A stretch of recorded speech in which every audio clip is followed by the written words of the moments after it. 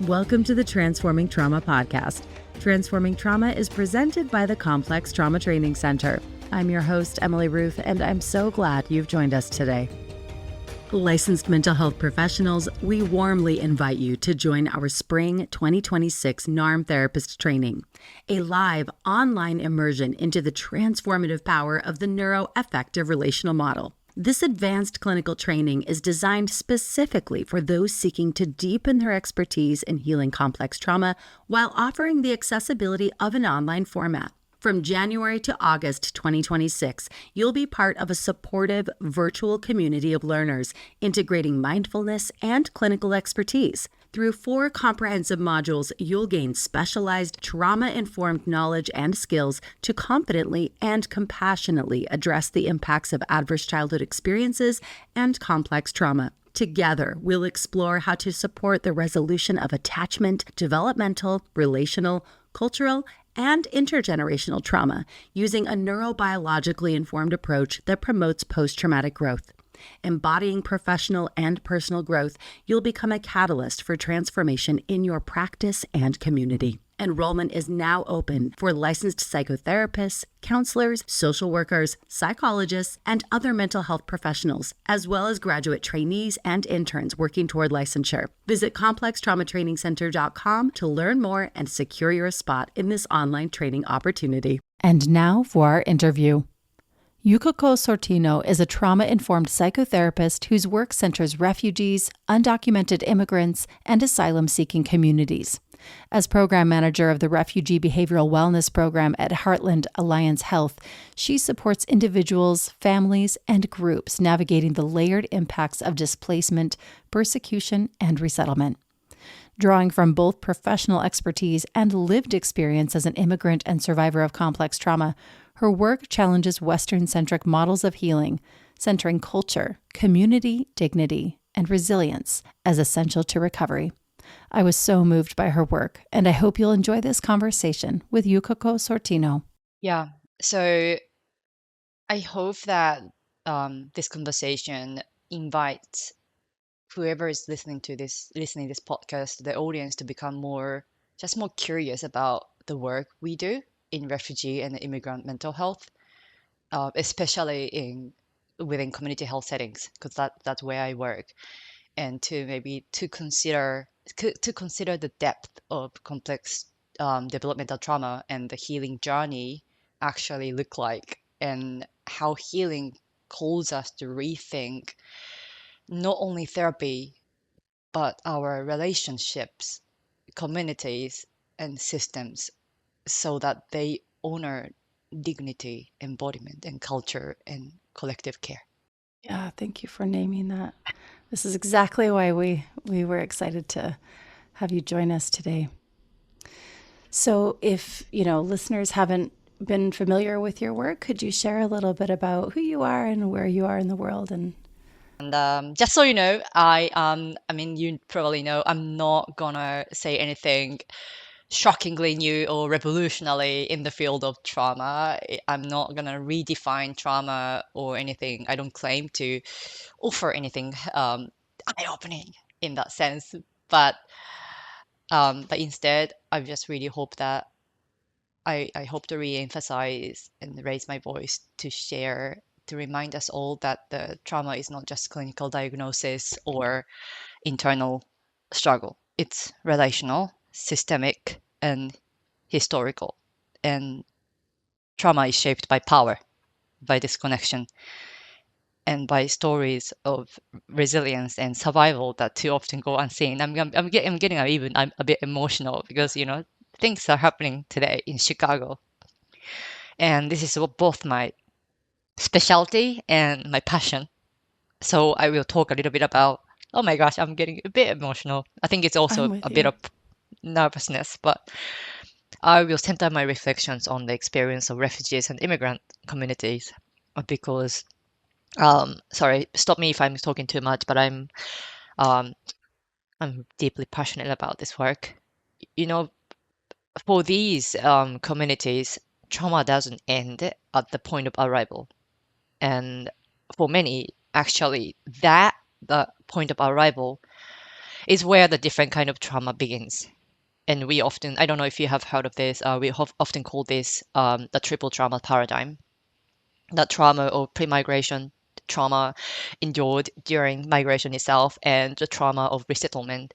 And I hope, I'm sure you've seen it on the news now. The resettlement trauma includes systemic racism and oppression, ice race, language barriers, poverty, financial struggles, invisibility, and the aching loss of culture, community, land, and identity. And today, more than ever before, um, we are witnessing this unfold in Chicago. And refugee and immigrant communities are grieving and re-traumatized and under immense pressure and oppression. And yet they are also resisting, reconnecting, and rebuilding. So I think what I want the listeners to walk away with this today is not just empathy, but a deeper reverence for the complexity of healing in these communities, and know that, oh my gosh, know that healing is not about improvement of daily functionalities or reduction of symptoms, because that's what I usually have to report every month to the funder. But it's not linear. Healing is deeply relational, cultural, and it's a political act. It's about returning to ourselves. And for that to happen, we got to create spaces where, not just in therapy room, in the streets, shelters, schools, and systems where people feel safe enough to begin that return. And sorry, I'm just going to continue this, but to reclaim our bodies and voices and autonomy, especially for those who have been displaced and silenced for such a long time, is a radical act of resistance and healing.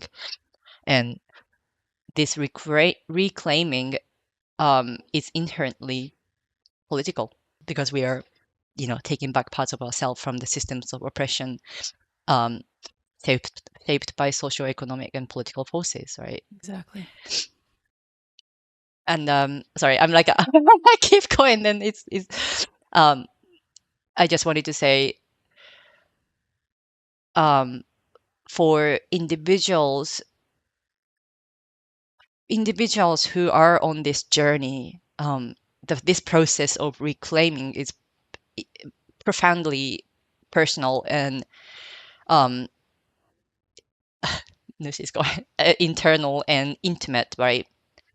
But for me, as a community member and facilitator of this therapeutic path, I witness how every breath, every moment, every space, every act of self recognition becomes a movement towards liberation. And that's why healing is collective.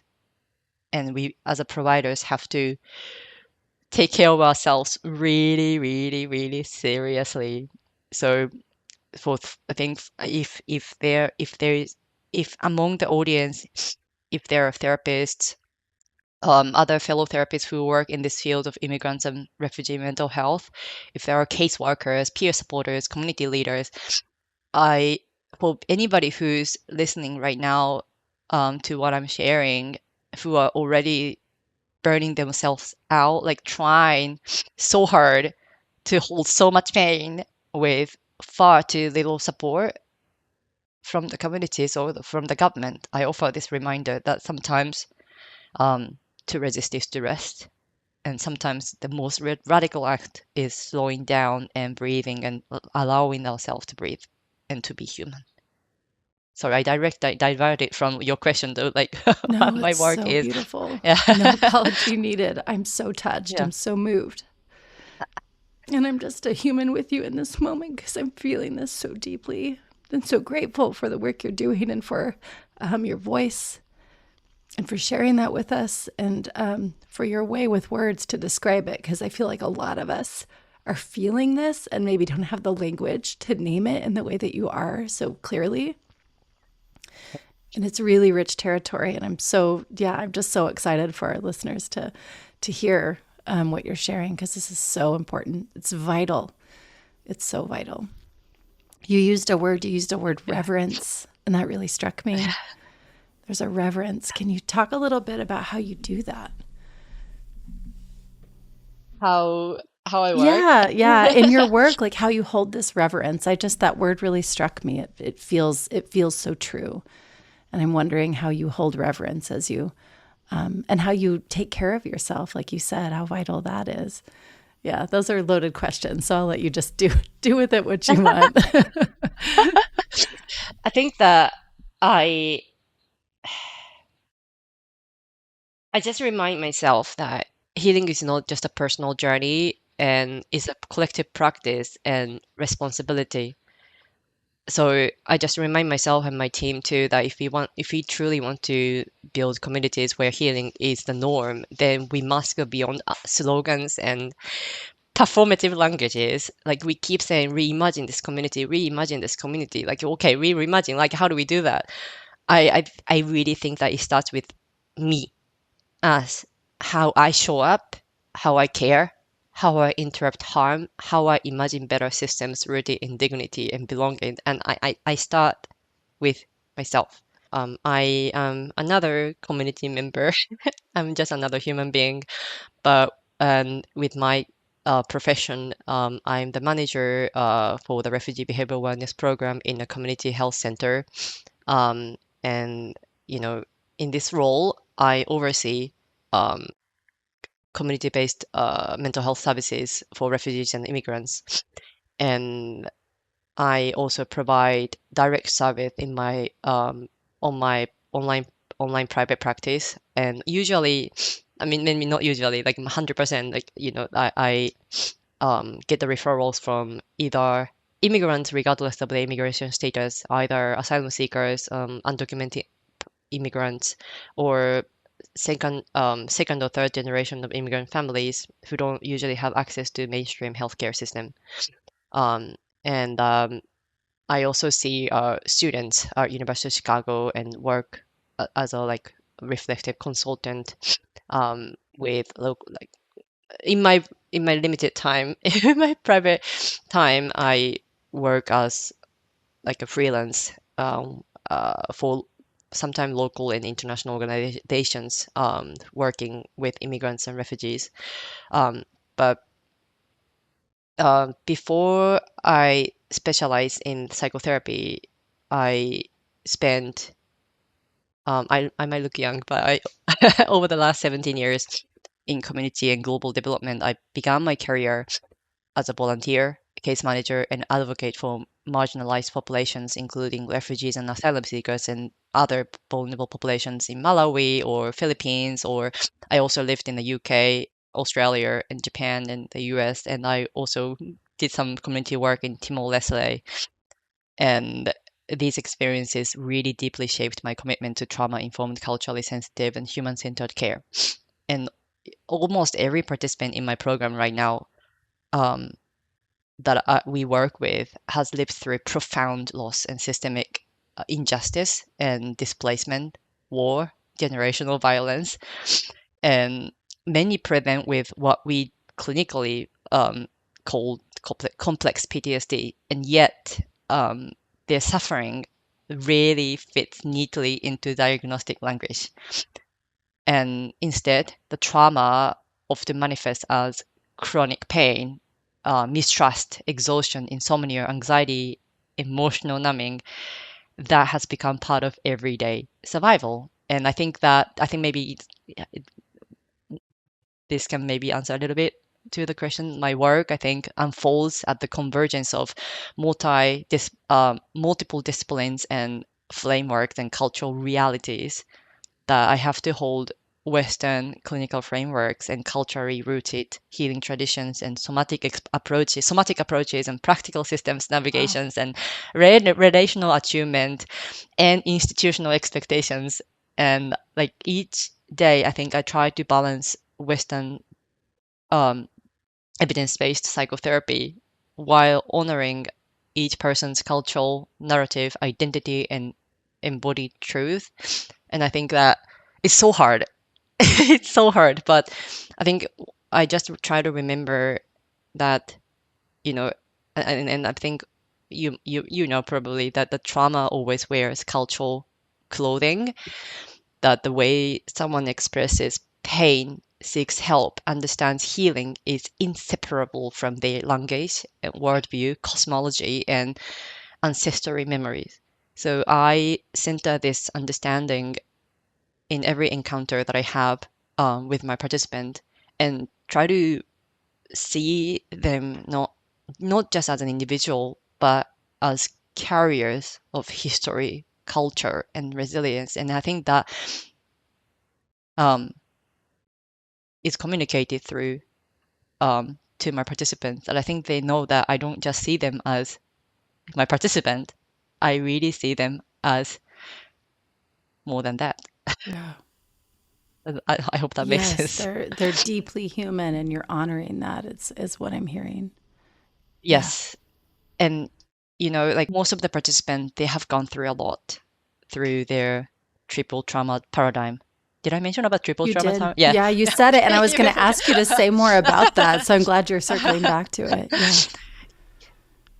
They have gone through a triple trauma paradigm, and some of my participants have only lived in refugee camp, and they have lost the sense of agency along the way, long time ago, and they at the refugee camp or through migration to the United States or the destination country, they usually don't have positive like interaction with people who are working at the refugee camp. Um, what I'm hearing from participants is like when I actually sit in the room with them, see them as an individual who is carrying so much on their shoulders, um, and like I said, see them as a carrier of their histories and pains and hope, and on behalf of their family members, then they know that I'm seeing them with deep respect and dignity. So you were mentioning you'd like to talk a little bit about how you're weaving NARM into the work that you're doing, and I'm excited to hear more about that. Okay. Yeah. I thought about this before this recording. I it's I'm gonna yeah, sorry. I'm just trying Yeah, to take a remind moment. myself that No rush. yeah, I don't need to like perform. It can be just a Hmm. conversation here. Um it is really hard to, and then I'm going to explain why it's so hard to adapt NAM into my work. And I talked about this with during my training. I asked Brad many times, how do I implement this? Like, I feel like I'm not doing a good job, and he suggested me that I take the advanced training, which I haven't been able to do because it's been really busy, and I couldn't even like commit to this podcast. I think it's been 1 year since first talked about this, because things have been really chaotic in the work that I do. Um, and I like I said earlier, I really needed to take care of myself. Yeah. So I think um, I I thought about how I integrate NARM into my work before this podcast, and then I organized my thoughts to a little bit more so I can communicate better to you and to the audience. And I think it's a little bit important, I think, for me personally to talk a bit about how I came across with complex trauma. Yeah. Yeah. Yeah. And it's very personal. I'm a bit hesitant to even to talk about this, but I think I want to get in touch with my humanness, so I'm gonna share. So I think my path into complex trauma is professional and deeply personal. Like I said, for quite a long time, more than half of my life, I've been an immigrant in different regions of the world, very fortunately. And I think the experiences that I had in community development across the different regions of the world really profoundly shaped my understanding of trauma, not as an individual pathology, but as something, again, relational, communal, historical, and deeply embodied. But the real origin of this work is my own story, that I grew up in a traditional Japanese family, very traditional family, where emotional expression was neither welcome nor safe. And I grew up with complex trauma and self-destructive pattern that lasted for such a long time.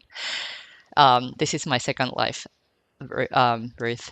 And I grew up with that, and I often felt fragmented, dissociated, numb, and profoundly disconnected from myself. And I'm saying this now because I feel like I'm slowly returning back to myself.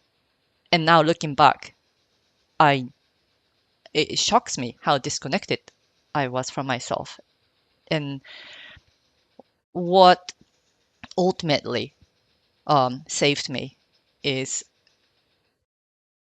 not a diagnostic treatment manual. I've seen a lot of therapists. I tried CBT, ACT, DBT, inpatient groups, and they all helped me. But to be honest, I'm a therapist, and I'm saying this, but ultimately, it was the people who sat with me, believed me, and offered me the relational safety I had never known. Um, I healing for me. Oh, healing for me was so slow and nonlinear. When I was, I think, looking back, um, I think even when I was healing, I didn't even know I was healing because the process was so slow, and I was encountering another crisis after crisis, and I didn't know. But I think the healing emerged from belonging, right? Being seen, being met, being held in compassion. And that experience became the foundation of everything I know about the complex trauma, both as an individual and clinician. And that leads to, why I came across with NARM, and that why it sat with me, it clicked with me. Like I first, you know, few years back, I felt stuck in my work with my work, my refugee and immigrant mental health. I felt like I wasn't going anywhere. And I talked to my previous colleague, and she recommended me NARM, and I started reading NARM books, and I was like, oh my gosh, this is what I need to go into. NARM gave language and structure to something that I think already knew in my bones, that the developmental trauma is about ruptures in identity, dignity, and belonging and relationship, not just what happened. And I think the NARM's emphasis on agency, the curiosity, agency, and present moment connection felt like so powerful, counter, powerful counterpoint to the deficit-focused approaches dominating this refugee mental health today. And it honored that, I don't know if the word intelligence is the word, but like it honored that the survival approaches, adaptive strategies that are embedded in the survival strategies, and it really allows me to integrate my own personal experience with clinical framework that doesn't pathologize people. And it just most importantly, it felt human. Yeah, it just felt like I'm back to back again using NARM. But again, Ruth, it's really hard to use NARM strategies in my work, like on the day-to-day in the day-to-day space with my participants. So I usually use I don't use NARM as a rigid protocol. I use it as more like a relational lens that I have, a way of seeing people that honor their survival adaptations and survival adaptation as protective, not broken. And then I'll tell you why it's because most of the participants that I work with have been in survival mode for decades, like years. And some have, lived through multiple wars, displacement, generational violence, and chronic instability since they were born or young. And a lot of them today face systems of oppression, xenophobia, ongoing threat of deportation even after they came here. It took so long to get here, but they still face ongoing threats. And their sense of agency is not just shaped by the past trauma. It's by the systems surrounding them today. So adapting norms, like for me, means just really it sounds simple, but it's really, really profound. Curiosity instead of interpretation, permission instead of pressure, co-regulation before self-regulation, before asking them to self-regulate, and stabilization before exploration, and following their pace. Take it slow rather than my clinical agenda that I've been pressured to follow by the systems. And I sometimes the most powerful interventions are like a micro moments like, hey, I'm here. We can slow down. You don't have to you don't have to explain everything right now. You don't even have to explain your pain to me. I hear you. It's already shown in your body, and you're not alone. And these tiny relational moments, like first and foremost, most important, and working with refugee mental health really requires trauma model that goes beyond an individual. Do you want me to go into details of like? Yeah, I mean, honestly, I want to just like marinate in everything you just said. It's so rich, and I'm taking it in. I'm sure I'm going to listen back to this conversation. I'm just so grateful for what you're bringing. I want to slow it down because you're saying so many things here that I know people are going to hear, but I'm going to just invite us all to listen back because this is so, it's so timely, obviously. I mean, it's going to be timely for decades, but yeah, these things that you're naming of like the micro interventions, it's really, so often it's just slowing down and actually reflecting. You actually don't even have to explain yourself. You don't even have to talk about your pain. What is it like to just be with each other in this moment? And I've found that too, that those are just some of the most powerful moments with our clients and with the people that we work with. So I just want to appreciate you again for this invitation that you're, making to really be with our people. NARM, right, resonate with me because it honors the core truth that I've lived, that the trauma adaptations are the protective responses shaped by necessity and not signs of pathology or weakness. And people open up only when they feel safe enough. And healing, NARM also allows me to like rethink that the healing requires relationship, not force. And refugee mental health, where systems value speed and metrics, and NARM helps slow everything down. It reminds us that the real healing happens in the quiet spaces, in pauses, in breath, in connection, in moments where somebody feels truly seen for the first time. And then that's the work I'm committed to. Yeah.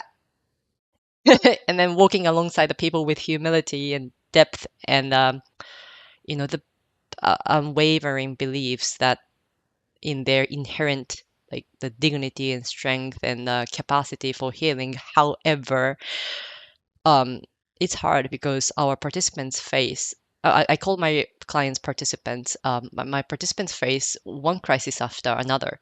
housing insecurity, financial crisis, political oppression, like policy change, and they cannot. A lot of our participants are grieving because they cannot foresee family reunification with their families. A lot of them are waiting for their family members to arrive. Suddenly, all the flights got cancelled, and domestic violence is very prevalent in our communities. And then now we are seeing the community violence.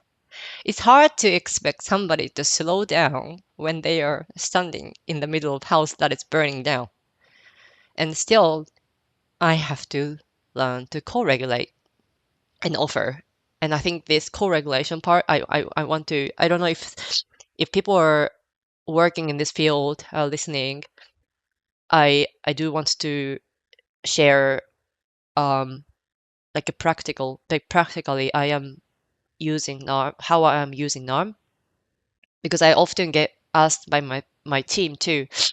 They feel like they're not doing anything, and they are doing everything, and I'm gonna tell you why. Because oftentimes we try to slow down in the space, but people come in and say, "I need a job. My benefits gonna stop next week, or I haven't received benefits for many months. I haven't eaten for 3 days." And how do we even slow down in that space? But but just the structural awareness of what's going on before internal exploration. Sometimes I feel like we are wearing a different multiple hats. I mean, in the system, like in the system we live, I'm not really supposed to provide case management using my grant. However, and it's not that we are playing the case manager role. It's that if we have to integrate practical stabilization first, whether it be food, housing, medical navigation, and we have to validate that some symptoms are still needed in the present moment. And it feels so. I know it's really hard for the therapist to allow the symptoms to be in place, because we feel like, I think there's a writing reflect that we have to like help them reduce symptoms. And I think it's not that the honoring resilience without pushing for premature emotional growth, that is really important. And so to recognize the structural awareness before internal exploration is important. And two, I think I've already mentioned a couple of times, like the co-regulation before self-regulation. And that's so hard, but that's what I learned in NARM. I think that's the most, like the gift that I got from the training that I had with Stephanie and Brad, that before I took the NARM training, I don't think I was able to practice 50-50. And then even throughout the training, I really struggled. I don't know if Brad remembers, I really struggled 50-50. I was confused, like, because I never really practiced 50-50 at all in my space with participants. But now I know. Without recognizing like how I'm internally processing and experiencing in therapy, I cannot offer co-regulation. And now I think I'm slowly getting better at offering steady, attuned relational presence, and allowing silence without pressure. And then it's very, very phenomenal to allow silence in the moment. And especially with participants, like, I'm Japanese, and in my culture, silence is a virtue. If you talk to a Japanese person, sometimes you might wonder, is she listening? Like, sometimes Japanese people don't respond right away. We take it in. And because silence is the way of communication for us too. So it's again silence, allowing silence without pressure, and noticing that embodied cues that participants have, just noticing them without demanding disclosure, like internal exploring, and giving more like a micro invitation, like, would you like to stop here? Would you like to take a pause here right now? And those like small gestures are not like nice therapist languages. It's that when we offer co-regulation and then they become life-changing moment. And sorry, Nushi is here. That's great. um, the I mentioned about micro interventions as a heart of my work too. You know, for clients living with chronic dissociation, like hypervigilance and emotional numbing and shutting down, like small attunement, attuned interactions and relational repairs are very transformative. And I need to tell, like I also remind myself this too, and I tell um other therapists that the repair doesn't happen through big insights or emotional catharsis. Mm. It happens through small present moment relational shifts, like micro interventions that speak directly to the places where those early ruptures occurred. So something like, I'm here, I'm here. We support that supports the connection agency, right? We can go at your own pace, and that honors autonomy. Mhm. Nothing is required of you. We are in this together. We help release old patterns of compliance and performance that were once necessary, right? And then you are not alone in this moment.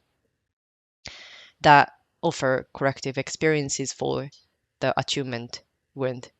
And again, like these phrases are simple, but very powerful because they interrupt the survival styles in real time. Hmm. And it doesn't feel like we're doing something sometimes. Yeah. But I think I've learned over the years that these micro interventions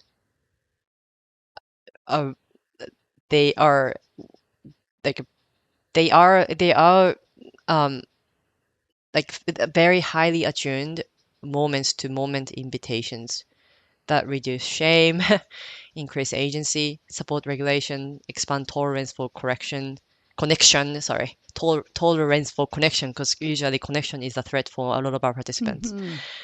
and help clients track themselves internally in a new way. Sorry, I'm talking too much, and I'm losing my No, I'm losing the train of thoughts. no, Sorry. I don't Yeah. want to interrupt you. And there's part of me that like wants to, for myself, sort of organize what I'm hearing you say. Yeah, sorry. There's this piece that I'm really hearing you speak to, that NARM is really helping you be with yourself so that your quality of beingness is a resource for your participants. That's what I'm hearing come through here, and how valuable that is. And also this piece that you shared about, like, sometimes it feels like we're doing nothing even though we're doing so much. But I imagine, I'm putting myself in a participant's place, that this lack of pressure of like, we have to do something here, how relieving I imagine that is, to feel Yeah. like, oh, I don't have to like show up and perform or like solve all these problems in this moment. I get to just be a human, and how healing that is. I'm just appreciating that. That's kind of what's landing for me right now. Does that make Yeah. sense? Absolutely, Okay. absolutely. For instance, right, yesterday I had this conversation with my my team, the new therapist, and she oh, can you hear me? Mhm. Yeah. She got a referral. We got a referral of a participant, and she did home visit, and then the participant goes, I don't need talk. I don't need to talk. I need action. We hear that a lot. Like, I don't need to talk. Talk doesn't solve anything. And the therapist came back to the program and said, I don't think she needs therapy. And but I think the opposite. And so I suggested that we visit again and we open up the conversation and maybe like a step back and kind of reframe our thinking that we need to sell the therapy to the participants. We are not selling the therapy, but just slow down. And if that feels uncomfortable and we can co-regulate, we can sit in this moment together and offer the slowness. And I don't usually go into self-exploration with participants right away, but most of the time, if we take it slow, if we slow down in the moment, and even if they say like, I need a job, I need a rental assistance, I I need my family to be here, and I know, and then again,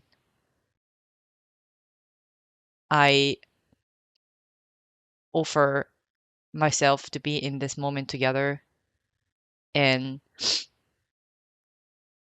sometimes I just not sometimes like I told my therapist yesterday that how about we validate first, we validate their struggles because it's hard and we can't really change the people, places, and situation. We can't change the policies. We can't change the housing crisis in Chicago.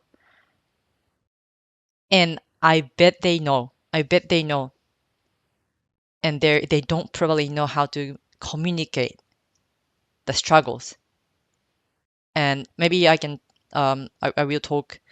I want to talk a little bit, maybe case like one case, like how maybe that can help people understand how this pans out. But I've seen many times, even if people are living in the house that's burning on fire, we can slowly help them unpack the the the unpack the complex trauma and slowly returning back to their selves and be open to heal with us. This case, the story is just one of many. Um, and this participant, she had lived through multiple displacements. Um, Usually that's the case with a lot of participants. They moved from one country to another, and then after years and years and years, they arrive at the destination country. So, and then along the way, community violence happens, domestic violence happens, loss of family members happen, and this participant, she has gone through displacement, domestic violence, and loss of a child. And when I first met her, she could barely talk. Her breath was very shallow. Her eyes very vacant, like very vacant, and the body like frozen in a kind of like protective stillness, like this. And then she told me she didn't sleep. She felt constant chronic pain all over her body, and she believed she was cursed. Um, she was cursed by the devils, evil spirits. And then probably many providers would kind of dismiss this as a superstition or somatization. But I think what I saw was a deeply adaptive, honest, and physiologically coherent expression of trauma. Her body was speaking in the only language she had left, right? And her symptoms really mirrored what we often see among survivors of chronic trauma. What someone probably described as like, I think I read this in a book, the whiplash syndrome, whiplash syndrome, where the body remains braced for impact long after the danger has passed, and years of instability had shaped her implicit memory system.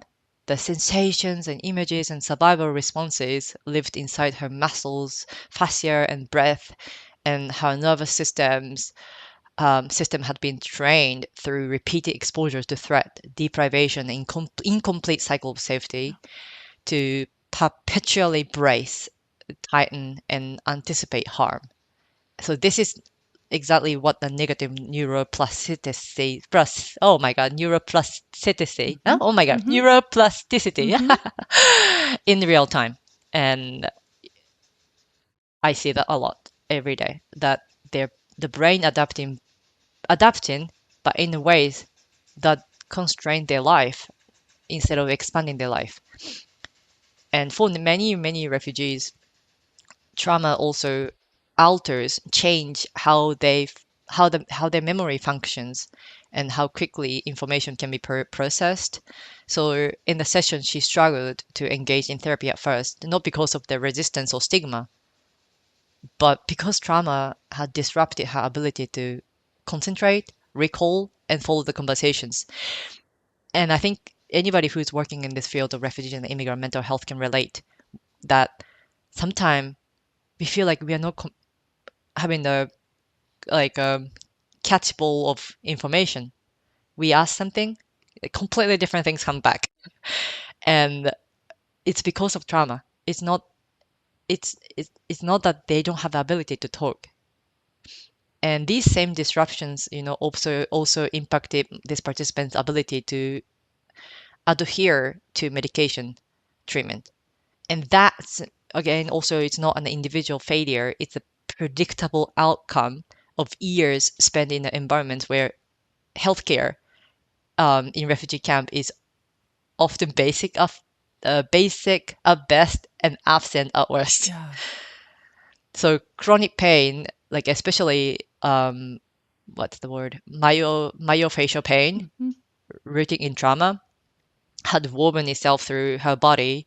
And anyone who works with refugee populations knows how extraordinarily difficult this type of chronic pain is to treat when the original trauma cycles were never allowed to resolve.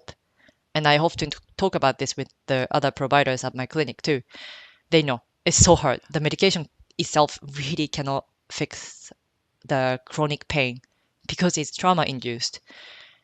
And over time, with this participant, we didn't just talk. That's what we usually do in our program. We put a tremendous emphasis on group therapeutic interventions. We painted, we prayed, we stretched. I do trauma-informed yoga, and we used expressive creative art, therapeutic art activities. We sat in silence sometimes. Intentionally, we just created the space to sit in silence. And this was not just alternative therapy. It was essential.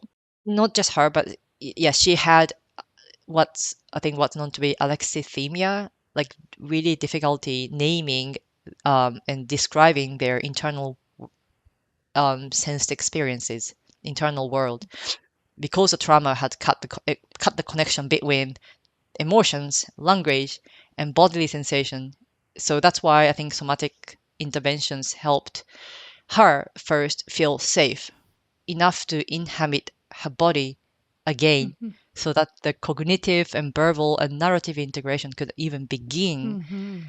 So slowly, her breath really deepened, and then I see it in the space, and I have to do it. I have to do the somatic based work every session, and that's why sometimes I start off with trauma informed yoga, and then we slowly began more like what's called like verbal and talk therapy.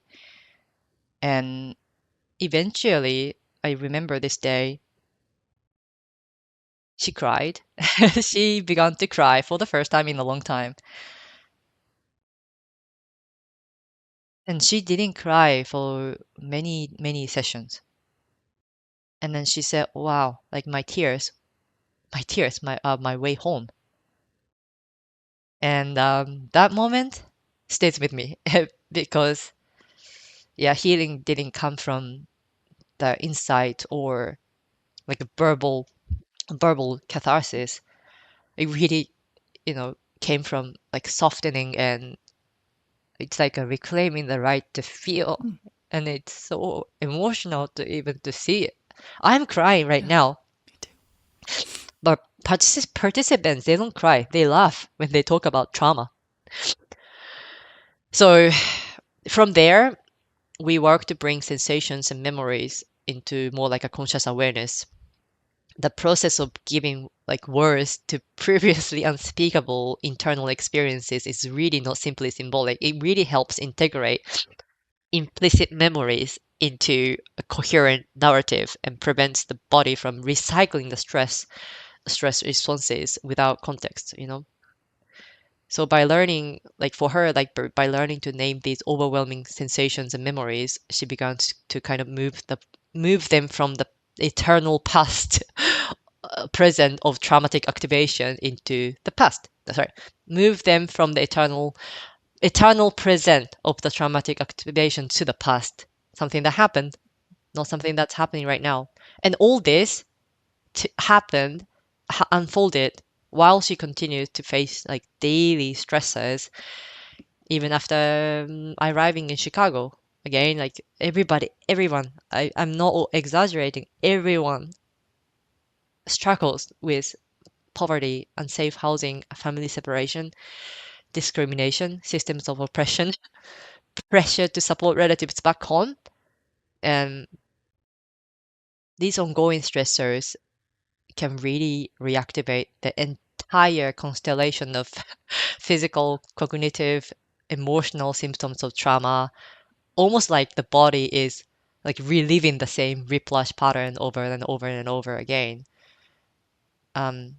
So this is where I think the therapeutic relationship become essential.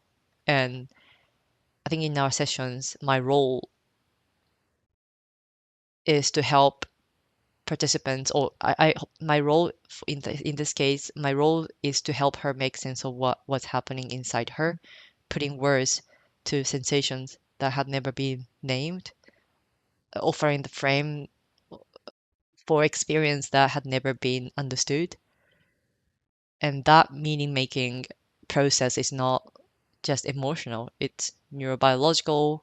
And when participants begin to organize their internal world to something coherent and like manageable, not nameable, the nervous system can finally shift from reactivity towards more like a regulation, like little by little, right? Then she developed a participant. I see participants, and she developed a sense of internal structure and stability, and something she had always been denied for such a long time.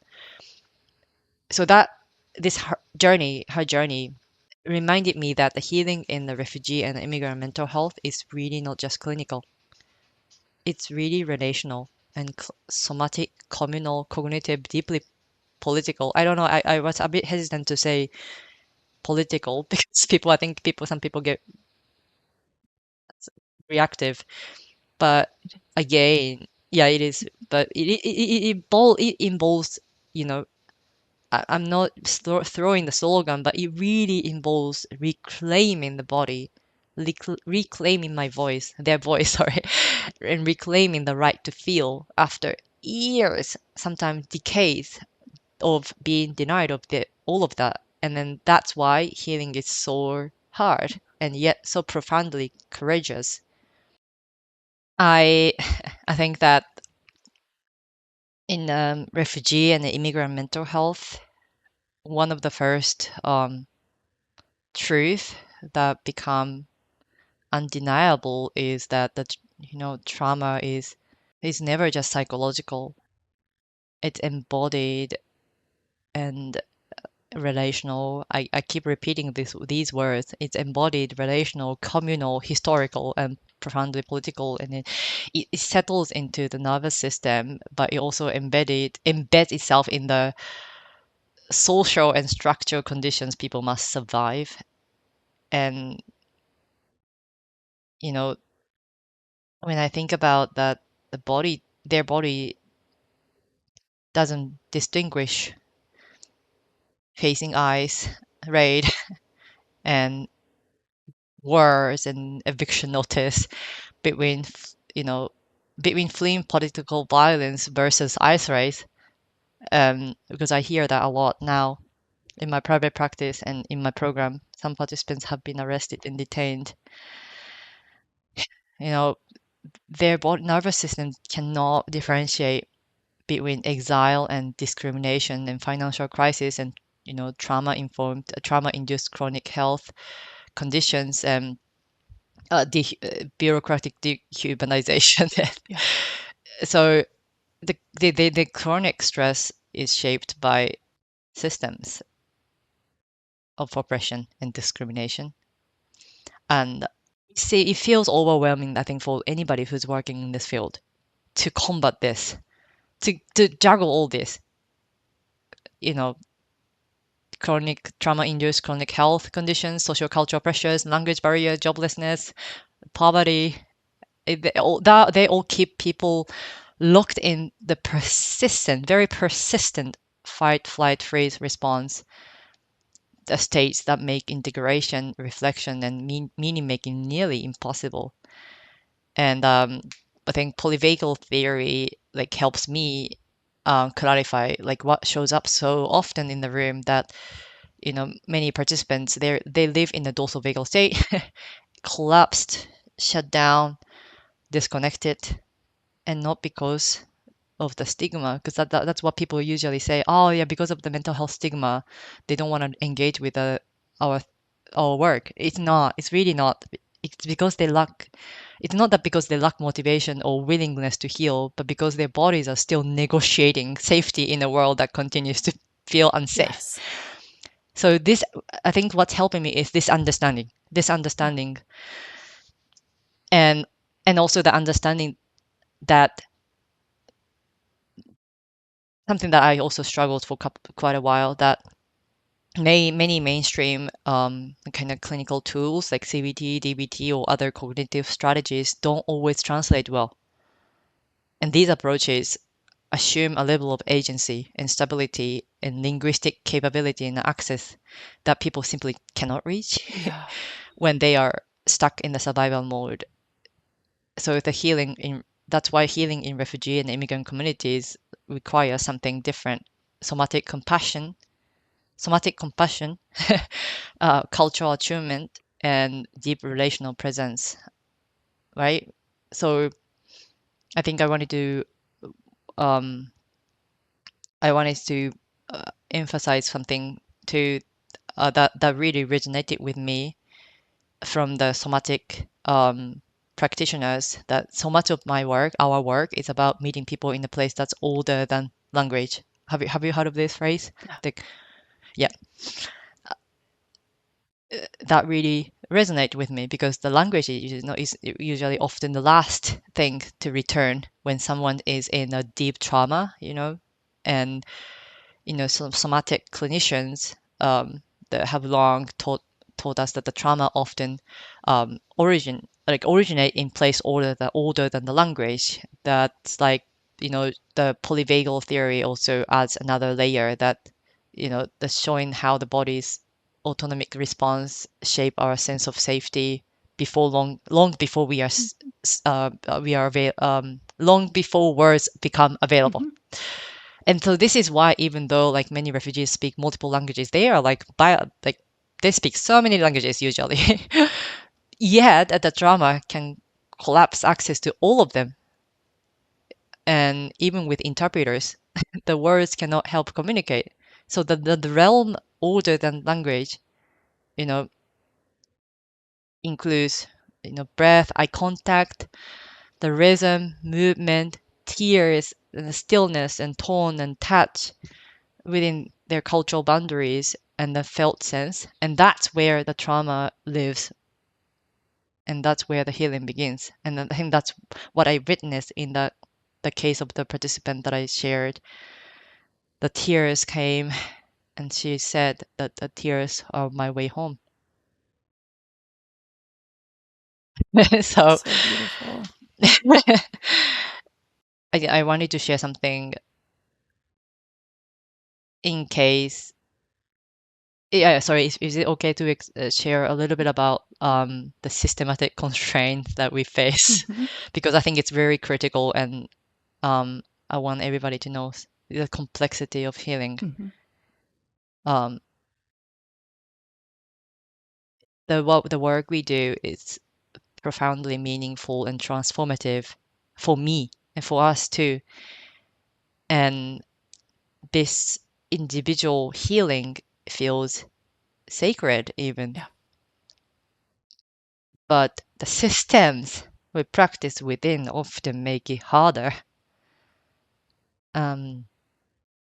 Healthcare, funding, immigration structures are not designed for healing, and they ask us to reduce human suffering into billable units and short interventions and neat categories and diagnostic languages and numbers of folks who have experienced this, who reporting progress on a monthly basis. And I think I mentioned that the progress that I need to report to the funder every month is based on symptoms reduction and improvement in functionality and increased knowledge. But complex trauma is non-linear.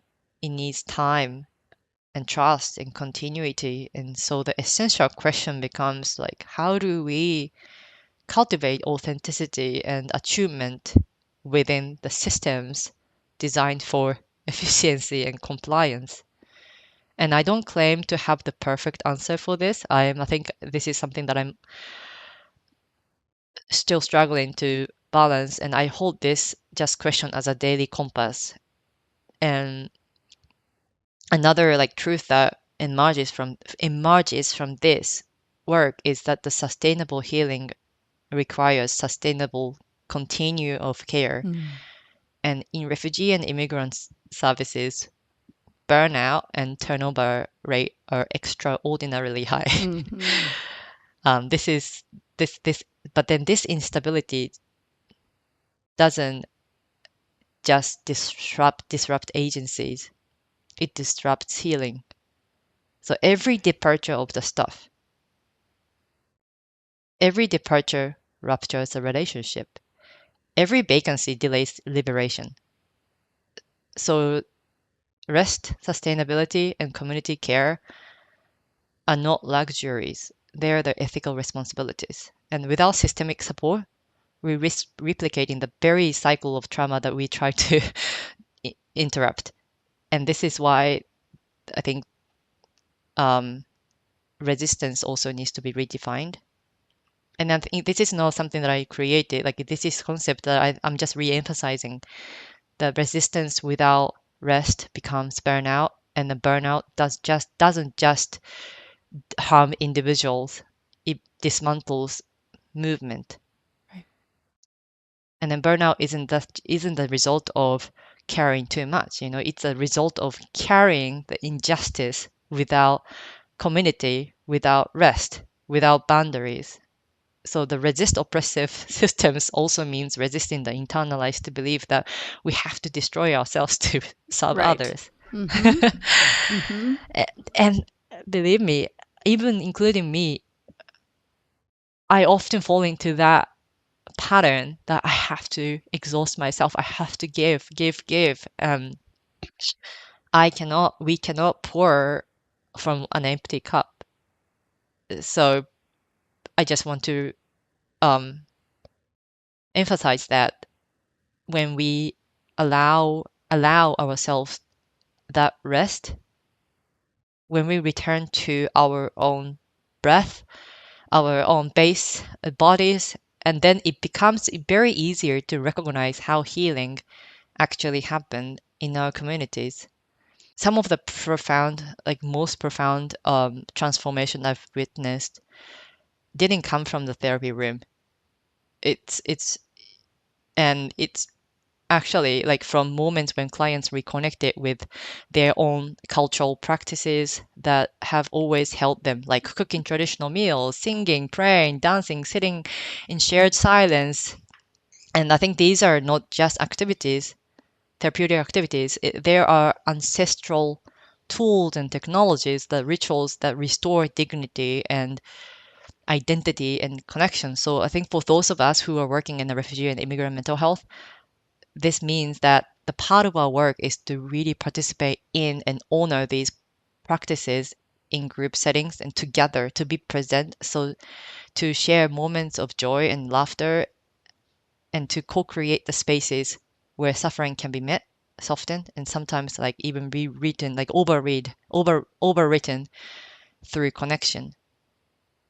And so, and in our program, we really focus on a lot on offering therapeutic group interventions, including like we have a Rohingya women's group, Burmese women's group. We do a lot of social outing to the forest. We do forest bathing. And then I really truly believe that this model that we have works better than the 60-minute psychotherapy in the therapy room. We really help folks build the safe environment and community, and we become part of it. And we become part of the newly established sense of joy, and we heal together. I think that's the only way that I know it works. So sorry, this is not having like, it hasn't been a conversation. I'm like talking.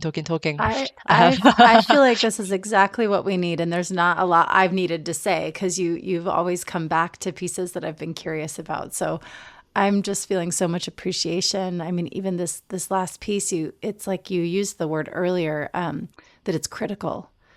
It's really critical for us as clinicians, as humans, to be doing this work for ourselves, to be renewing ourselves. I'm feeling renewed in this moment. I'm feeling excited for the work when it can feel so heavy. I mean, we both were having tears, and kind of still, like, right? Like, I'm still feeling connected to that. There's a lot of grief that we're all feeling about the systems and the brokenness. And I'm feeling so excited, again, just to know of your work that's happening in the world, the ways that you're connecting with your own heart and supporting your participants to be in nature and to connect with their hearts and to connect with each other and their ancestral wisdom. Like, there's just so much richness here. And I'm so grateful that you're reminding all of us of these things. It's critical. Thank you. Yeah. And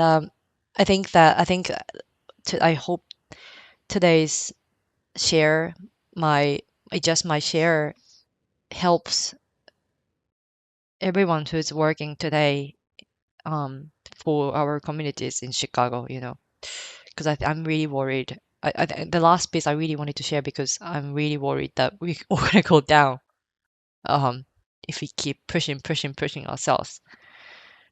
Like if we keep responding to the crisis that's happening in Chicago. So I'm reminding myself that every day I'm reminding myself to resist is to rest, to heal is to connect, and then the healing is collective, and liberation is relational. And we can move towards both collective healing and liberation by slowing down, attune deeply, and by choosing to live in ways that honor our full humanity. And it's easier said than done, but it's the most important part of our work. What a rich and beautiful place to land. I feel like I keep saying it, but I couldn't say it enough. I'm just feeling so grateful for the work that you're doing for you and your heart, and for showing up today with your whole self. We could have been really sort of, I don't know, what's the word I'm looking for? We could have been a little distanced from the emotions that all of this is bringing up for us, but we're not. I feel grateful that you're willing to really show up and allow yourself and your heart to be here, because I feel tender about it all as well. So thank you for that. And for the listeners who might be interested in the work that you're doing and how to maybe contact or support, I know we've got a lot of NARM folks there in the Chicago area. So how can people kind of support and facilitate the work that you're doing? How can they contact you if that is, Yeah. So unfortunately I don't have like the website but I think I can share with you my email, professional email. And I also gave her like a workshop to students at the university a couple of weeks ago, because they also wanted to ask me, what can we do? And to be honest, I talked about this, redefining resistance as rest, because I know everyone is on the verge of burnout right now. So first, really take care of ourselves so that we have more capacity and love for the communities that are really struggling right now. And I also talked about how to get the therapy out of therapy room. I think it's time to move the therapy out of therapy room. And what that means is that people can, I mean, there are so many resources online that people can look up and do, like to start with a food donation drive, volunteer at different resettlement agencies or community immigrant services. And for non-therapists, if you're licensed clinicians, you can also start like a peer support group, like online dropping sessions every week. I think actually some students have already started. They created this space that people can drop in and get some emotional support. And I think that is something that the therapist can do. Get the therapy. It's really time to get the therapy out of the therapy room and check in with the neighbors, everyone on the street, and see them and talk to them, be part of the communities. I think that's something that we all can do. Yeah. Thank you. I'm seeing more of that. I'm down in Arizona, so on the border of Mexico, and we're seeing some similar things. So neighborhood pantries kind of, open to those who are in need. And again, I'm just appreciating that reminder of the ways that we can all bring this community care, our presence into the community in these different ways. So, yeah. Yeah. Beautiful. Well, thank you, Yukako.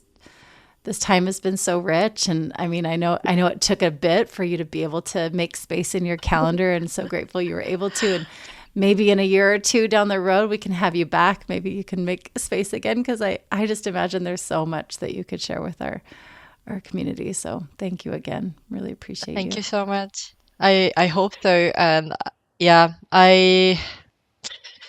it took me so long because I'm really afraid to speak in front of people. And I usually just want to sit back and say nothing.